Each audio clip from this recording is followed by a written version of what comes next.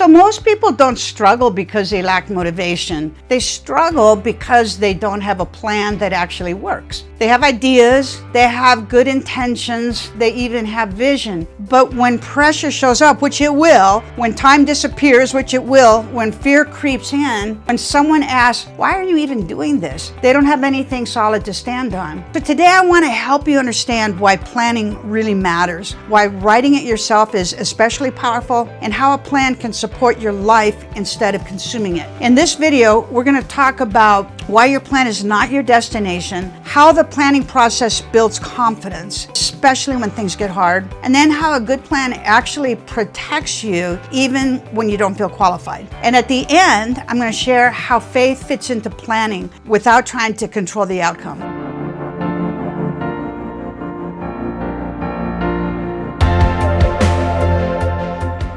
Here's a mistake I see all of the time. People start a company, they make an investment, they take a demanding role, all as a way to achieve their goals and their dreams. But instead of working on it, they get lost working in it. What was meant to be the way, their vehicle, it quietly becomes their destination. So for example, someone starts a business so that they can spend more time with their family. Now, they're traveling constantly. They're always working. They're never present. It's not failure, it's a lack of clarity. A plan helps you stay anchored to the why. It answers 3 essential questions. Why am I doing this? Where am I going? And how am I going to get there in a way that actually works? See, when you're clear on those, decisions get much easier, distractions lose their power, and opportunities get evaluated through the lens of what your real goal is. Personally, when I quit my job to start my own company, the first call I made was to my big brother, Bob. And I called him and I go, Bob, I just quit my job.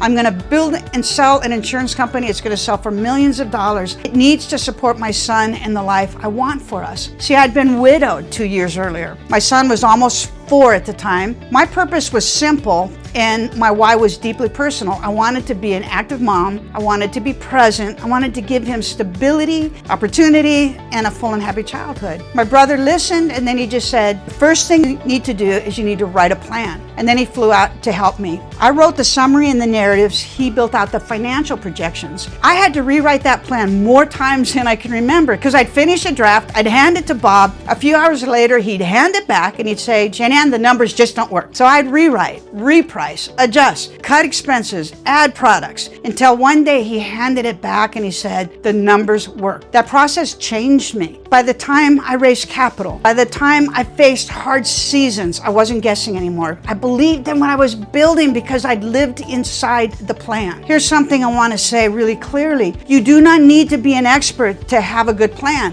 When I started, I'd never raised capital. I didn't know how to read financial statements.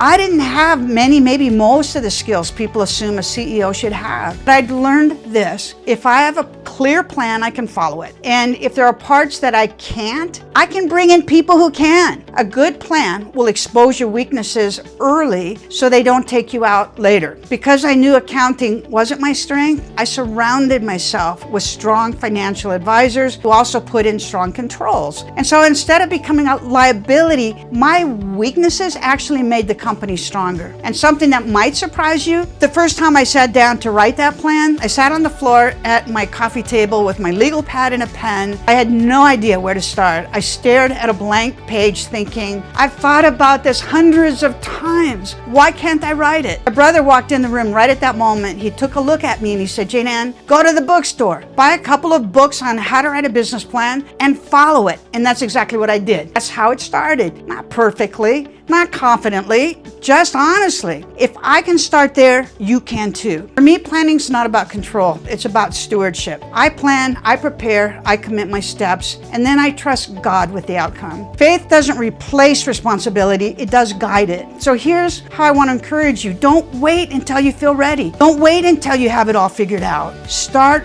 writing. Your plan, it doesn't have to be perfect. It just needs to be clear and workable. In the next video, we're going to talk about sharing that vision and who you surround yourself with as you bring it to life, because the right people, they don't just help you execute the plan, they help you carry it. Guys, if this was encouraging to you, please like it, leave a comment below. Tell me what you're planning in this season. I'd love to have you join the channel. My name is Jane and Craig, and remember this, success, it's not based on chance, it's not based on luck. It's about alignment, and in this season, it's about having a plan.